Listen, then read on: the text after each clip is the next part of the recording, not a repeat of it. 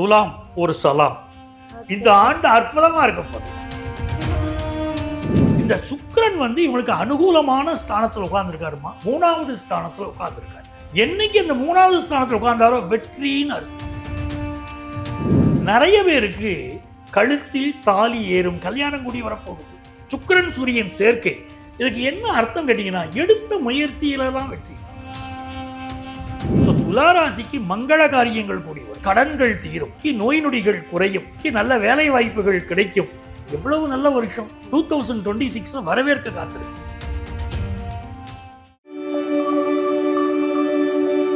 துலாம் ஒரு சலாம். இந்த ஆண்டு அற்புதமா இருக்க போதுமா. மிகப்பெரிய ஏற்றங்கள் துலாம் ராசிக்காரர்கள் பெறப்போகிறார்கள்மா. துலாம் ராசிக்காரங்களுக்கு இப்ப என்ன பிரச்சனை இருக்குன்னு பாருங்க. 2025ல ஃபர்ஸ்ட் ஹாஃப்ல நிறைய பேருக்கு ஒரு வேலை ரீதியான கஷ்டம் இருந்துச்சு. ரெண்டாவது ஹெல்த் ஒரு பெரிய ப்ராப்ளமாவே துலாம் ராசிக்காரர்கள் பலரும் என்கிட்ட சொல்றாங்கம்மா.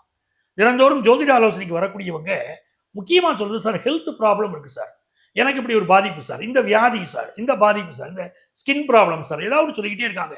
இதிலிருந்து விடுதலை கிடைக்குமா? கிடைச்சிருச்சுன்னா 2026 நல்ல ஆண்டு. ஒரு நல்ல வேலை வாய்ப்பு கிடைச்சிருச்சுன்னா 2026 நல்ல ஆண்டு.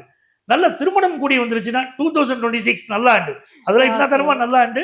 ஏன்னா இந்த கஷ்டத்துல ஆல்ரெடி பட்டுக்கிட்டு இருக்கோமே. அப்படிங்கும் போது துளாராசிக்காரர்களுக்குள்ள கிரகநிலைகள் பாத்தீங்கன்னா, ராசிக்கு அதிபதி சுக்கிரன். இந்த சுக்கிரன் இவங்களுக்கு அனுகூலமான ஸ்தானத்தில் உட்கார்ந்துருக்காருமா. 3வது ஸ்தானத்தில் உட்கார்ந்துருக்காரு. என்னைக்கு இந்த 3வது ஸ்தானத்தில் உட்கார்ந்தாரோ வெற்றின்னு அர்த்தம். துளாராசிக்காரங்க என்ன பண்ணணும், முதல்ல இந்த ஆண்டு ஒரு ரகசியத்தை சொல்றேன். யாரை பார்த்தாலும் முதல்ல கையெடுத்து வணக்கம் சொல்லணும். 2 கைகளை குவித்து வணக்கம் சொல்லணும். அப்படி வணக்கம் சொல்கிற போதே இந்த ஆண்டு அவர்களுக்கு மிகப்பெரிய வெற்றிகள் கிடைக்கும். அதே மாதிரி இந்த ஆண்டுல பாருங்களேன், 3ஆம் இடத்திற்கு அதிபதியான குரு பகவான் 3வது ஸ்தானத்தை பார்க்கிறார். புதிய ஒப்பந்தங்களில் கையெழுத்து விடுவாங்க. ஒரு பிசினஸ் பண்ணிக்கிட்டு இருக்காங்க, அந்த பிசினஸ்ல புதிய புதிய ஒப்பந்தங்களை இந்த ஆண்டு துளாராசிக்காரங்க கையெழுத்து விடுவாங்க. நிறைய பேருக்கு கழுத்தில் தாலி ஏறும், கல்யாணம் கூடி வரப்போகுது. அந்த யோகம் இருக்கு. ராசிக்கு அதிபதி சுக்கிரன், 11ஆம் இடத்திற்கு அதிபதி சூரியன், 2 அதிபதிகளும் சேர்ந்துட்டாங்க. சுக்கிரன் சூரியன் சேர்க்கை. இதுக்கு என்ன அர்த்தம் கேட்டீங்கன்னா, எடுத்த முயற்சியில தான் வெற்றி. ஒரு மனுஷனுக்கு ஆசை அதுதானே, எடுத்த முயற்சியில நான் ஜெயிப்பேனா அப்படின்னா, துளாராசிக்காரங்க இந்த ஆண்டு எடுத்த முயற்சிகள் எல்லாம் வெற்றி பெற போறாங்க. அதுக்கு யோகம் இருக்கு. உடல் நலத்தில் இருந்த பிரச்சனை தீரப்போகுது. 6ஆம் இடத்தை ஜூன் மாதத்திலிருந்து குரு பகவான் பார்ப்பார். அப்படி பார்க்கும்போது இவங்களுக்கு இருந்த வியாதிகள் எல்லாம் குணமாகும். அது மிக முக்கியமான விஷயம். அதே மாதிரி திருமணம், அது ஒரு முக்கியமான விஷயம் தானே திருமணம். இந்த திருமணம் தடைப்பட்டுக்கிட்டே இருக்கு பாருங்க துளாராசிக்காரங்களுக்கு. 7ஆம் இடத்திற்கு அதிபதியானவன் செவ்வாய். ஒரு துளாராசிக்காரங்களுக்கு திருமண வாழ்க்கை நல்லா அமையணுமா. பல துளாராசிக்காரங்களை பாருங்களேன், எங்க தோல்வி அடைகிறாங்கன்னா திருமண வாழ்க்கையில தோல்வி அடைகிறாங்க. பல துளாராசிக்காரர்கள் அட்ஜஸ்ட் பண்ணிக்கிட்டு போறாங்க திருமண வாழ்க்கையில, முழு திருப்தின்னு சொல்லல. சில பேர் விவாகரத்து பண்ணிக்கிட்டு வெளியே உட்கார்ந்துருக்காங்க. அப்படிப்பட்ட சூழ்நிலைகள் இருக்கு. உங்களுக்கு நல்ல நேரம் பிறக்குமானா, துளாராசியை பொறுத்த வரைக்கும் இவர்களுக்கு 7ஆம் இடத்திற்கு அதிபதியான செவ்வாய், அதே மாதிரி இவர்கள் ராசி அதிபதி சுக்கிரன், 2 பேரும் சேர்ந்து வருடம் பிறக்கிறது. அப்படிங்கும்போது கணவன் மனைவி கடையில நல்ல அந்யோன்யம் வரும். சில குடும்பங்கள் என்ன ஆகும் கேட்டீங்கன்னா, ஒரு குழந்தை பிறந்துருச்சுன்னா வாழ்க்கை இனிமைமா. குழல் இனிது யாழ் இனிது என்பர் தம் மக்கள் மழலை சொல் கேளாதார்னா வள்ளுவர். ஒரு வீட்டில் போய் ஒரு மியூசிக் இன்ஸ்ட்ருமெண்ட்டை போட்டு சூப்பரா இருக்குன்னு சொல்லிக்கிட்டு இருக்கான், அதாங்க எனக்கு பிடிக்குங்கிறான். அவன் குழந்தையுடைய மழலை ஒலிய கேட்கலைன்னு அர்த்தம். அவன் குழந்தை அப்படி கொஞ்சம் மகிழட்டு வந்த வீட்டுல சந்தோஷமாயிருவாங்க. அதான் மியூசிக் இன்ஸ்ட்ருமெண்ட்ஸை விட மிகச்சிறப்புனார் வள்ளுவர். இந்த ஆண்டு என்ன ஆயிரும், ஒரு நல்ல குழந்தை பாக்கியம். இது இல்லாதனால பல குடும்பத்துல சிக்கல் ஓடிக்கிட்டு இருக்கு. அந்த சிக்கல் விலகி நல்ல குழந்தை பாக்கியம் உண்டாகுமே. அந்த குரு பகவான் பார்க்கக்கூடிய வீரிய ஸ்தானத்தை பார்க்கிறார். அப்ப நல்ல குழந்தை பாக்கியம். நிறைய பேர் பழைய சொத்து விற்காம உட்கார்ந்துருக்காங்க. துளாராசிக்காரங்களுடைய பிரச்சனை, பழைய சொத்து விற்காம உட்கார்ந்துருக்காங்க.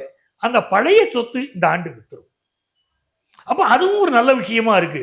நிறைய நல்ல விஷயங்கள் சொல்லலாம். வீடு மனை வாங்குறதுக்கான யோகம் இருக்கா சார்? அற்புதமா. செகண்ட் ஆஃப் ஜூன் மாதம் கடகராசியில குரு உச்சமாக போறார். அவர் இவர்களுக்கு நல்ல வீடு மனை வாகனம் வாங்குற எண்ணத்தை கொடுத்துருவார். இப்பவே துளாராசிக்காரங்க பல பேர் கார் மாத்தலாமா அப்படின்னு பார்த்துக்கிட்டு இருப்பாங்க.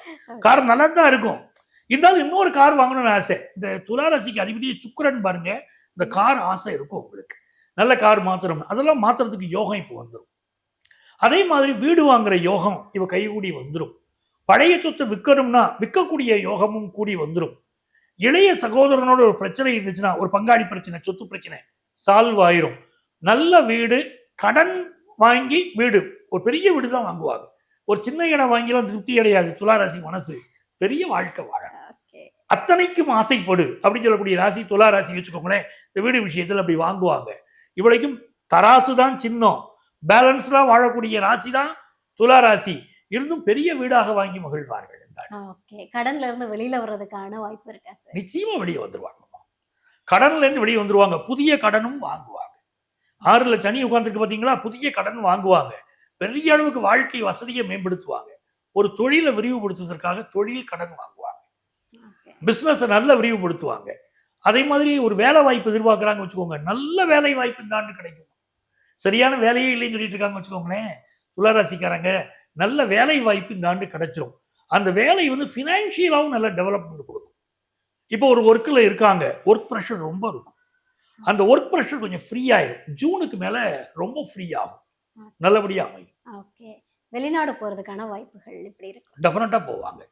இந்த குரு வந்து 9ஆம் இடத்துல உட்கார்ந்து தான் வருஷம் பிறக்குது. ஓடி போனவனுக்கு 9ஆம் இடத்து குருன்னு சொல்றீங்க.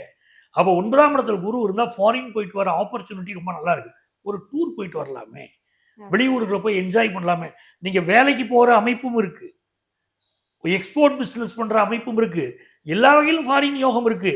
ஆனா ஜஸ்ட் ஒரு ஜாலிக்காக போயிட்டு வரலாமே அப்படிங்கிற எண்ணமும் துளாராசிக்காரங்களுக்கு இருக்குமா. அரசியலில் பெரிய வெற்றி வருமா. துளாராசிக்காரங்களுக்கு அரசியலில் பெரிய வெற்றி, அரசு துறையில் இருக்கக்கூடியவங்களுக்கு ப்ரமோஷன், அதெல்லாமே இருக்குமா. நல்ல யோகம் இருக்குமா. மாணவர்களுக்கு எப்படி இருக்கும்? மாணவர்களை பொறுத்த வரைக்கும் குரு 4ஆம் இடத்தை பார்க்க போறாரு செகண்ட் ஹாஃப்ல. அப்போ 10th +1 +2 படிக்கக்கூடிய ஸ்டூடெண்ட்ஸ் நல்லா ஸ்கோர் பண்ணுவாங்க. ப்ரொஃபஷனல் கோர்ஸ் படிக்கிறவங்க, இன்ஜினியரிங் படிச்சும் சரியா வேலை இல்லை அப்படிங்கிறவங்களுக்கு நல்ல வேலை வாய்ப்பு கிடைக்குமா. ஓகே, தொழில் எப்படி இருக்கும்? படிப்புலேயே இன்னும் கொஞ்சம் பாருங்க, ஹையர் எஜுகேஷன் ரொம்ப சிறப்பாக வரப்போகுது. நீங்க தொழில் விஷயத்தை முக்கியமா கேட்குறீங்க பாருங்க, தொழில் விஷயம் மிகச்சிறப்பாக இருக்கக்கூடிய ஆண்டுமா. சரியான உங்களுக்கு பணியாளர்கள் கிடைப்பாங்க. இப்போ நிறைய நீங்க ஒரு கம்பெனியே நடத்துவீங்க, சரியா எனக்கு ஒர்க்கர்ஸ் கிடைக்கலைங்கிறவங்களுக்கு இப்போ நல்ல ஒர்க்கர்ஸ் கிடைப்பாங்க. ஸோ அதனாலேயே உங்க பிஸ்னஸ் உங்களுக்கு வந்து நீங்க மட்டுமே ஒரு பிஸ்னஸ் பண்ணி ஜெயிச்சிட முடியாது. எல்லா விஷயத்தையும் ஒரே ஆள் பார்க்க முடியாது. அதற்கு பல பணியாளர்கள் வேணும் பாருங்க. அதற்கு எல்லாமே மிகச்சிறப்பாக அமைவாங்க. அதனால பிஸ்னஸ் நல்லா டெவலப் ஆகும். அந்த யோகம் இருக்கு. ஏற்கனவே புதிய பிஸ்னஸ் ஒப்பந்தங்களை கையெழுத்து போடுவீங்கன்னு சொல்லிக்கிட்டு இருக்கேன். அந்த யோகமும் சேர்ந்து வருது. யோகமான ஆண்டு பிஸ்னஸ். துலாம் ராசினியர்கள் கவனமா இருக்க வேண்டிய விஷயம் எது? இந்த ஆண்டு இவர்கள் உடல் நலத்துல கவனம் எடுத்துக்கணும். அது குணமாயிரும், நோய் வெளிப்பட்டு குணமாகும். இருந்தாலும் அதில் அசால்ட்டா இருக்கக்கூடாது. உடல் நலத்துல கவனம் எடுக்கணும். வேலை பார்க்கக்கூடிய இடத்துல யாரையும் பகைச்சிக்கிட வேண்டாம். இந்த 2 விஷயம் இவங்க கவனமா இருந்தா போறோம். இந்த ஆண்டு மிகச்சிறப்பாக அவர்களுக்கு இருக்கும். Super super. துலாம் ராசினியர்கள் வழிபடக்கூடிய தெய்வம் எது? வாராகி அம்மன்மா. அந்த வாராகி வழிபாடு அற்புதமான பலன்கள் தருமா. எப்போ வாராகி வெள்ளிக்கிழமை வாராகி கோயிலுக்கு போகணும். மஞ்சள் மாலை பார்த்தீங்களா, அந்த மஞ்சளினால் மாலை கட்டி வாராகிக்கு மாலையை போட்டு அவளை வழிபாடு செய்யணும். அப்படி வழிபட்டு வருகிற போது பெரிய பெரிய வெற்றிகள். ஸோ துளாராசிக்கு மங்கள காரியங்கள் கூடி வரும். துளாராசிக்கு கடன்கள் தீரும். துளாராசிக்கு நோய் நொடிகள் குறையும்.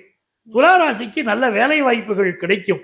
எவ்வளவு நல்ல வருஷம் 2026 வரவேற்க காத்திருங்க. ஓகே, மிதுன ராசி நேயர்களுக்கு வந்து 90% கொடுத்தீங்க. அதே போல கிட்டத்தட்ட துலாம் ராசி நேயர்களுக்குமே வந்து அதே 90% கொடுக்கலாமா. ரொம்ப சிறப்பா இருக்குமா இந்த ஆண்டு. மிகச்சிறப்பா இருக்குன்னு நம்புறேன். Thank you sir.